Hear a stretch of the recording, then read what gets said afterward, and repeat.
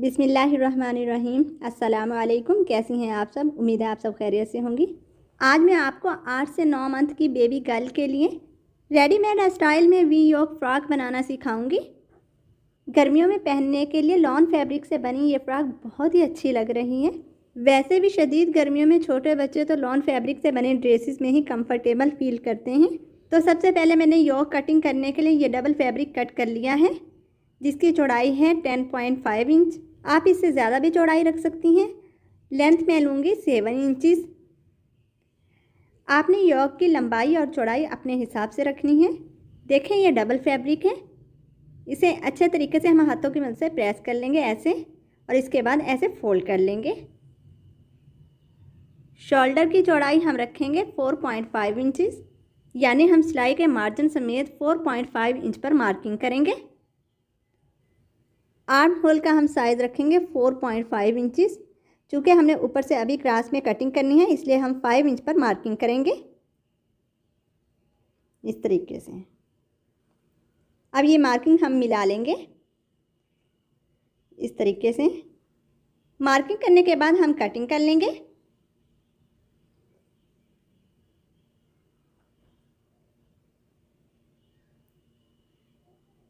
जी, तो हमने arm hole की कटिंग कर ली है इस तरीके से। यहाँ से भी हमने हल्का सा क्रॉस में कट कर देना है इस तरीके से। अब हम वी बनाने के लिए 4.5 इंच पर मार्किंग करेंगे इस तरीके से। ये देखें, यहाँ पर हमने 4.5 इंच पर मार्किंग कर लेनी है। अब हम ये मार्किंग मिलाते हुए वी शेप ड्रा कर लेंगे। ये देखें ऐसे। अब इसी मार्किंग से हम कटिंग कर लेंगे ऐसे। जी, तो योक की कटिंग हमने कर ली है। ये देखें। अब हम नेक की कटिंग कर लेंगे। नेक की चौड़ाई के लिए हम 2 इंचज़ पर मार्किंग कर लेंगे। पहले हम बैक नेक के लिए मार्किंग करेंगे ऐसे। मार्किंग के बाद हम नेक कटिंग कर लेंगे इस तरीके से। चूँकि हमने फ्रंट नेक बैक नेक से डीप रखना है, इसलिए फ्रंट पीस को अलग करके दोबारा से फोल्ड कर लेंगे ऐसे, और फ्रंट नेक को मज़ीद डीप कर लेंगे इस तरीके से।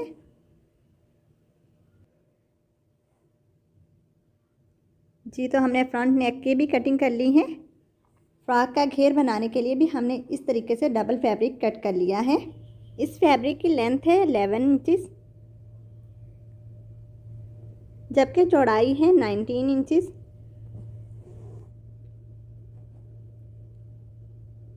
अब इस फैब्रिक को भी हम इस तरीके से फोल्ड कर लेंगे और हाथों की मदद से प्रेस करते हुए अच्छे से सेट कर लेंगे। अब वी की डेप्थ के लिए हम 3 इंच पर मार्किंग कर लेंगे। ये देखें इस तरीके से। अब इस मार्किंग को इस तरीके से हम क्रॉस में मिला देंगे। हमने ऐसे क्रॉस में मार्किंग कर ली है। अब इसी मार्किंग से हम कटिंग कर लेंगे ऐसे। जी, तो ये कटिंग तो हमारी कंप्लीट हो चुकी है। ये देखें, योक की कटिंग में आर्म होल का जो साइज़ कम हो गया था, तो आर्म होल के साइज़ को पूरा करने के लिए अब हम दोबारा से आर्म होल की कटिंग करेंगे, जिसके लिए हम योक को इस तरीके से घेर वाले हिस्से के साथ मिलाकर रखेंगे। ये देखें ऐसे। हमने सिलाई के मार्जिन के बगैर आर्म होल का साइज़ रखा था 4.5 इंचज़। फ़िलहाल के लिए हम यहाँ से 4.5 इंचज़ से ही कटिंग कर देंगे। ये देखें ऐसे। बाकी अगर सिलाइयों के बाद आर्म होल का साइज़ कम रह गया, हम बाद में कटिंग कर लेंगे। अलबत्ता अगर आपके पास परफेक्ट साइज़ के मुताबिक मेजरमेंट के लिए कोई बेबी ड्रेस है, तो आप एक ही बार आर्म होल की कटिंग कर लें। चूँकि मेरी तो बेटी ही नहीं, इसलिए मेरे पास बेबी ड्रेसेस भी नहीं होते। जब भी मुझे कोई डिज़ाइन अच्छा लगता है, तो फिर मैं अपनी भांजियों या भतीजियों के ड्रेसेस बना देती हूँ। तो नाप के लिए मुझे उनके कपड़े मंगवाने पड़ते हैं। तो परफेक्ट साइज़ के इशू की वजह से ही मैं बेबी ड्रेसेस के कटिंग और स्टिचिंग की वीडियोस बहुत ही कम बनाती हूँ। योक के बैक साइड पर हमने बटन पट्टी तैयार करने के लिए इस तरीके से कट लगा लिया है।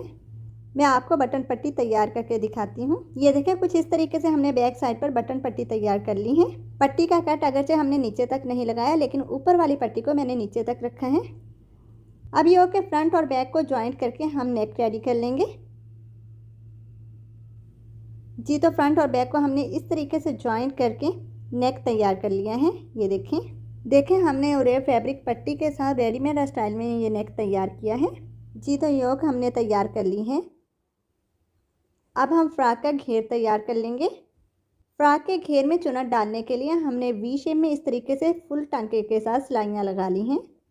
अब हम धागा खींचकर फ्रॉक के घेर में चुन्नट डाल लेंगे। जी तो इस तरीके से हमने फ्रॉक के घेर में चुन्नट डाल लिए हैं। देखें चुन्नट हमने इस तरीके से डालने हैं कि मिड पॉइंट से दोनों साइड की तरफ चुन्नट बराबर आने चाहिए। ये देखें ऐसे दोनों साइड से चुन्नट बराबर करने के बाद हम योक के सेंटर और घेर के सेंटर को बराबर मिलाकर फ्रॉक के घेर को योक के साथ अटैच कर देंगे। ये देखें इस तरीके से। जी तो फ्रॉक के घेर को हमने योक के साथ अटैच कर दिया है। ये देखें इस तरीके से हमने ये सिलाई लगा लिया। यहाँ पर किसी भी किस्म का कोई झोल नहीं है। आप बैक साइड से भी देख सकती हैं। और मिड पॉइंट भी बिल्कुल बराबर आया है। सिलाई की वजह से चूंकि आर्म होल का साइज़ कम हो गया है, इसलिए हम आर्म होल का साइज़ पूरा करने के लिए एक बार फिर आर्म होल की कटिंग करेंगे, जिसके लिए हम फ्रॉक को ऐसे फोल्ड कर लेंगे और फ्रॉक के दोनों हिस्सों को इस तरीके से बिल्कुल बराबर करके रख लेंगे। ये देखें ऐसे। अब फिटिंग की सिलाई का मार्जिन छोड़कर हम 4.5 इंच पर इस तरीके से मार्किंग कर लेंगे और इस हिस्से से कटिंग कर लेंगे। ये देखें ऐसे। जी तो आर्म होल की अब परफेक्ट कटिंग हो चुकी है। शेप देने के लिए हम फिटिंग में से भी हल्का सा कट कर लेंगे। ये देखें ऐसे। आप चाहें तो बजाय कटिंग के हल्की सी सिलाई में भी शेप दे सकती हैं। स्लीव्स आप अपनी पसंद के मुताबिक लगा सकती हैं। आप चाहें तो आर्म होल में और फैब्रिक लगाकर नीचे की तरफ फोल्ड कर दें, जबकि मैं फ्रॉक के घेर की कटिंग में से निकले हुए इस फैब्रिक से स्लीव्स के लिए फ्रिल तैयार करूँगी। ये एक्स्ट्रा सिरे हम कट कर देंगे और बॉटम वाली साइड से इस तरीके से हम बारीक फोल्ड कर लेंगे, जबकि ऊपर वाली साइड पर हम फुल टांके के साथ चुन्नट डालने के लिए सिलाइयाँ लगा लेंगे। ये देखें हमने बॉटम वाली साइड से फोल्ड करके सिलाई लगा लिया। आप चाहें तो फोल्ड करके सिलाई लगाने के बजाय पिको भी करवा सकती हैं। और चुन्नट डालने के लिए हमने फुल टांके के साथ डबल सिलाइयाँ भी लगा ली हैं।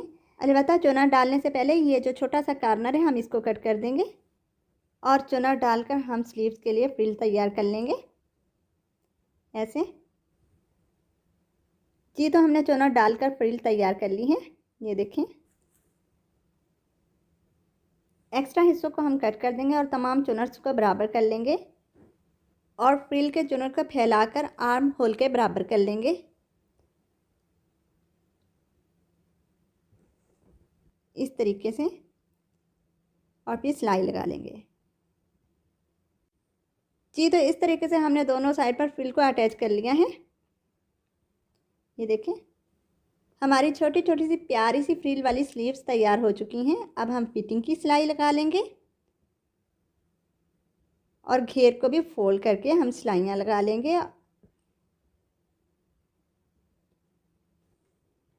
जी तो हमने फिटिंग की सिलाई लगा ली है और घेर भी फोल्ड कर लिया है। ये देखें वी की नोक पर हम ये फ्लावर लगा देंगे। आप चाहें तो फैब्रिक बो बनाकर लगा दें या पूरे हिस्से पर आप इस तरीके से लेस भी लगा सकती हैं, जो भी आपको पसंद हो। अब मैं इस ड्रेस का आपको फ़ाइनल लुक दिखाती हूँ। जी तो ये है फ़ाइनल लुक। सेंटर में हमने ये फ्लावर लगाया है और बैक साइड पर हमने टिच बटन टूल की मदद से ये टिच बटन लगा लिया है। तो अगर आप भी घर बैठे ये teach button tool discount price में मंगवाना चाहती हैं तो इसके लिए नंबर डिस्क्रिप्शन में मौजूद है।